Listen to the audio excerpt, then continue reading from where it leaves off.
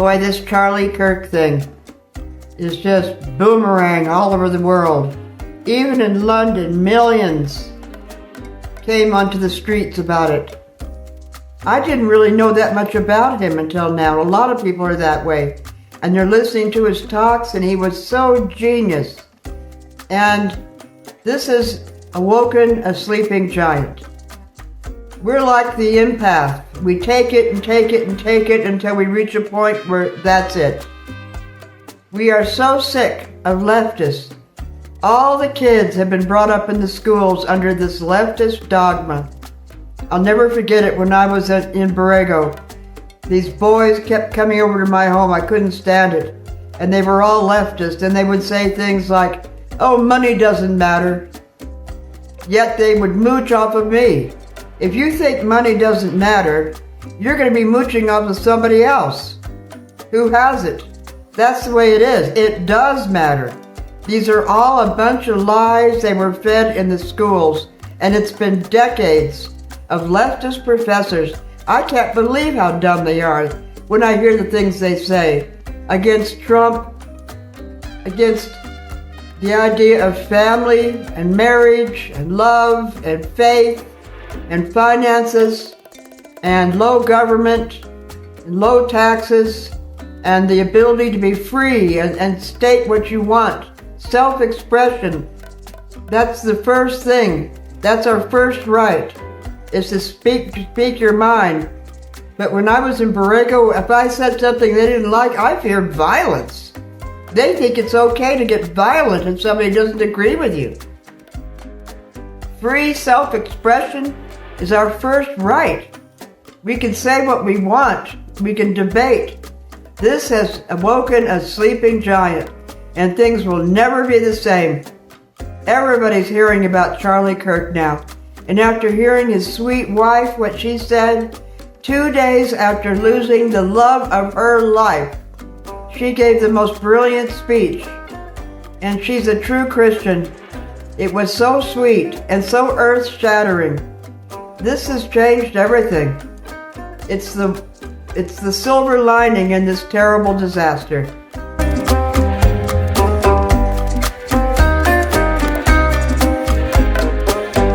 When I was in Borrego, these creepy leftist kids who are now in their 50s, they broke my windows, and the police wouldn't do anything. That's the whole thing about this generation. They're against law and order and justice. There was no justice. The cops wouldn't do a thing. I guess they couldn't because they were teenagers. But boy, things are going to change now. Law and order. And of course the leftists are all against that. Let them out of jail. People come in and out of jail. They murder and they're let out. They murder and they're let out. It doesn't matter. That's all going to change now. And we're sick of having our faith put down, and God put down, and Jesus put down. That's all going to change now. This is a revolution of ideas that's going to change the country and the world.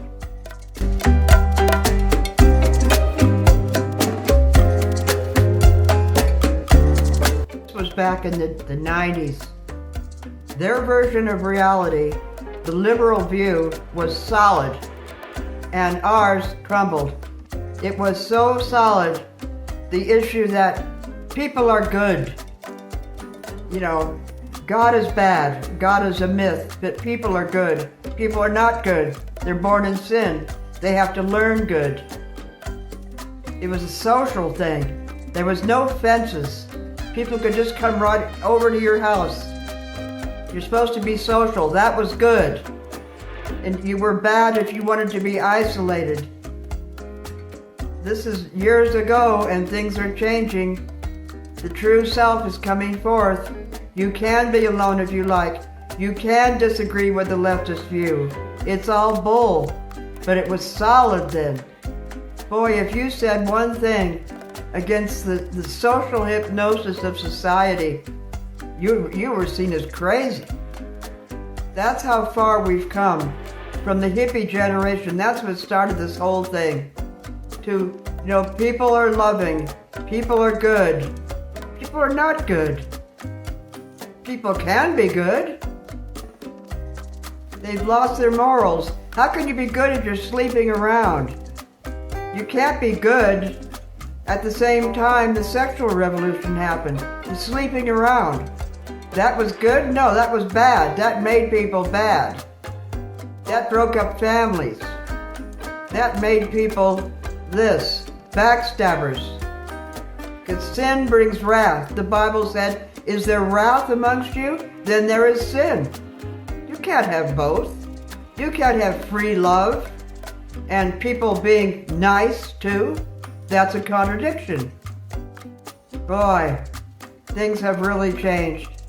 And women who were liberal, I knew feminists then who were very liberal. They ruled the world. They ruled through gossip. I mean, if I said one thing wrong, this woman would go around and gossip about me. That's how she controlled the situation. I grew very afraid of her gossip, or what she would say. Try to get her approval so she wouldn't go and gossip about me. Those were the days when I didn't have a true self. That's when I was still in need of approval. Things are changing. Boy, are they changing.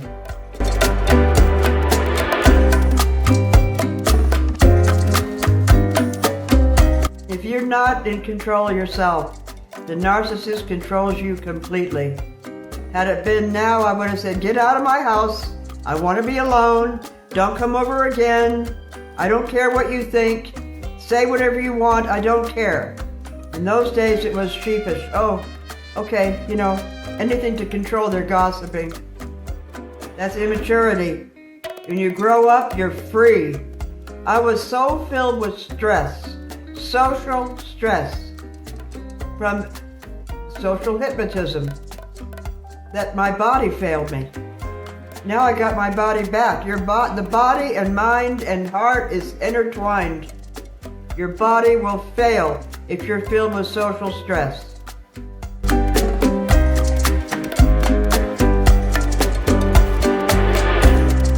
For the silent treatment, they're the ones in the wrong, you're in the right, but they play victim, putting you as the culprit. To punish you, they go silent and gossiping to other people. They're the ones in the wrong, and they accuse you of the very things they are doing. That's the whole way they control you. And I think the same thing's happening on the internet. In so many ways, computers have saved us from all this social hypnotism, but in many ways it's even worse, because it's more magnified. Remember, they're accusing you of exactly what they're doing. They're in the wrong, you're in the right, and they're putting themselves as the victim. They must do that to get attention. They are empty inside. They are made from your reactions and from other people's reactions. The only thing they can do is do a smear campaign on you to put themselves above. This is the entanglement of human nature. This is the obstruction, people problems. You have to get rid of that to attract your soulmate, to attract a godly person, to get married and have a happy life. But not if you're entangled down here with all this narcissism, which comes from trauma. Most people have been traumatized in childhood. They have no fathers, the father's gone, the mother's doing her thing, she may have multiple partners, serial fornication, she's a feminist, the child is left a narcissist. It's a way to defend the self. Trauma brings narcissism. All the energy comes within, and that's when you have all of these tactics in interrelations later of the only way they can exist is by holding you down. They can't exist because they don't have a true self. They have no foundation within. They can only be a parasite on somebody else. And that's the basis of these fake friendships, which are obstructions to your higher goal that God put into you before your birth. That higher goal can only come from releasing obstruction. People, habit, which is sin, and food. Food being a major way to seek solace. Why? It's just about everybody fat. They're using food as a way to get solace from this broken heart, this trauma from childhood that creates narcissism. It's all the same. Things may look nice, but underneath, people are filled with obstruction that keeps them down. I'm trying to clearly delineate them so that you can dissolve them and reach your goals, which are waiting in the wings.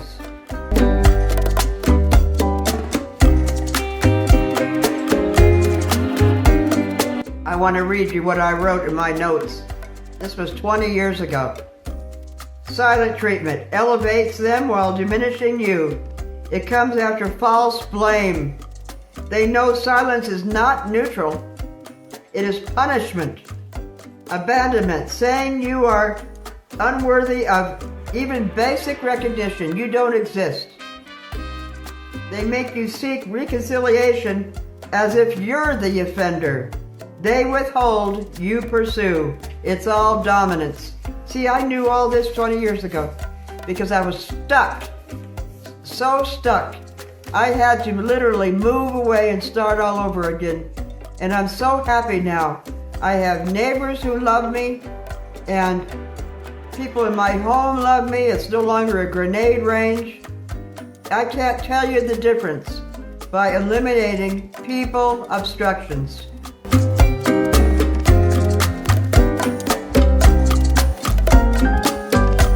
Once you're fed up and withdraw the energy into yourself and go silent, the narc becomes invisible. They can't stand that. The most important person to you just before, when you finally get fed up and come within yourself, they become irrelevant.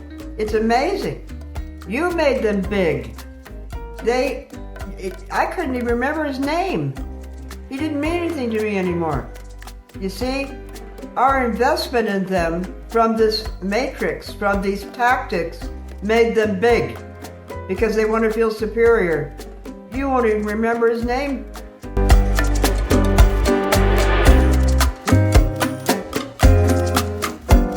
One guy got into me from charm. He used charm to get in the door. Once I went beyond him, I just laughed at it. Charm, you clown? He was a clown, and I called it charm. That's how much our perception changes. It's amazing. Get away, and you'll see this switch of perception too.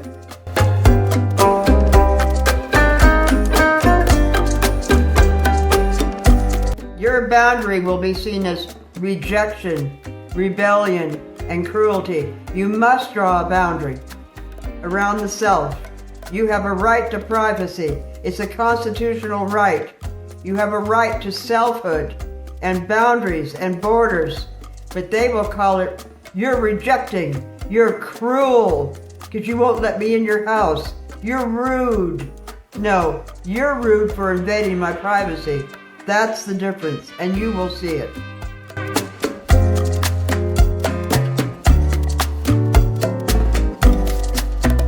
Finally, you won't be complicit in your own destruction. That's clarity.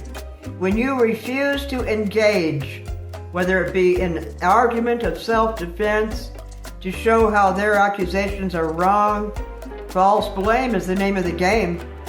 When you don't engage anymore, that you're so clear, it's like it's a new day. You can see the clouds again, you can feel the sun, you can feel the balmy wind in the afternoon, you can hear the wind coming through the windows, you can hear the rain on the tin roof, you can appreciate things again, you can appreciate your pets. All your senses come back when you withdraw unto yourself and not be encumbered with people obstructions. Oh, they all hate your boundaries. The narcissists hate your boundaries more than anything. They want access to you. They're a parasite. Your boundaries are seen as cruel. That may even start a smear campaign. Don't let it. Don't care. Put signs up. I don't care. I don't care. I don't care. no matter what they say.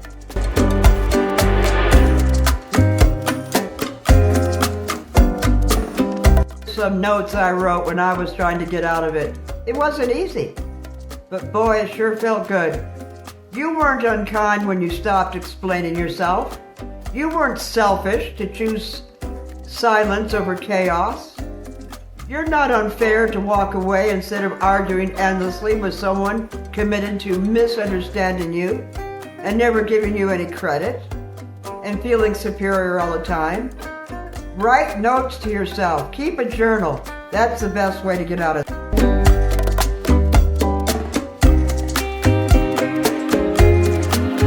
Narcissists see boundaries as threats. They rely on blurred lines, on you not being clear on your boundaries. No matter what, you keep those boundaries. See them as totally essential. Now they will escalate or vanish.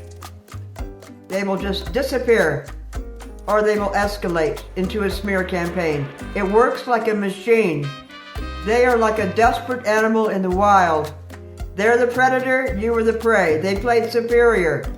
Now you know who you are, they go away, or they escalate. But it's only for a brief period, and be ready for it. That's all you gotta do.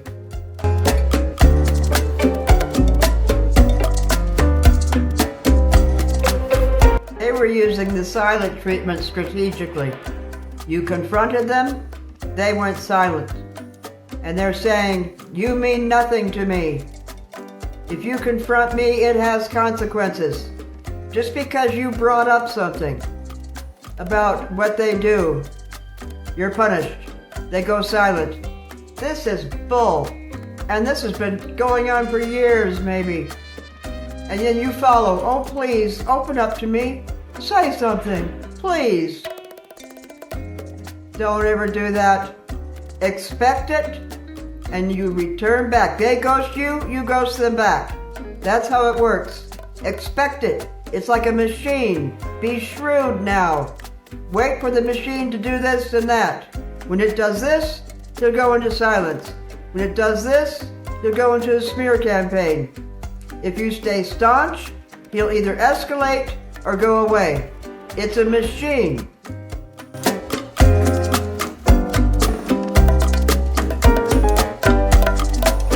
This whole thing teaches you to self-censor.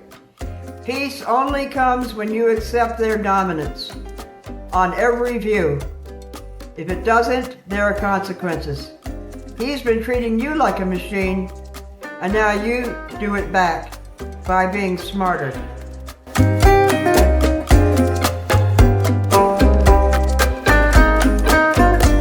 A retreat, you follow. It's erasure. You're being erased. It's stripping you of all significance. Stop doing this. Get rid of people obstructions. Be a king or a queen of your own domain. And never let this happen again. Because when you get away from the narcissist and all the energy comes back into yourself, you will recall previous relationships when you did the same thing. Because you didn't know any better. But this will never happen again. Now you're a brand new person. You have boundaries and you're going to shoot forward.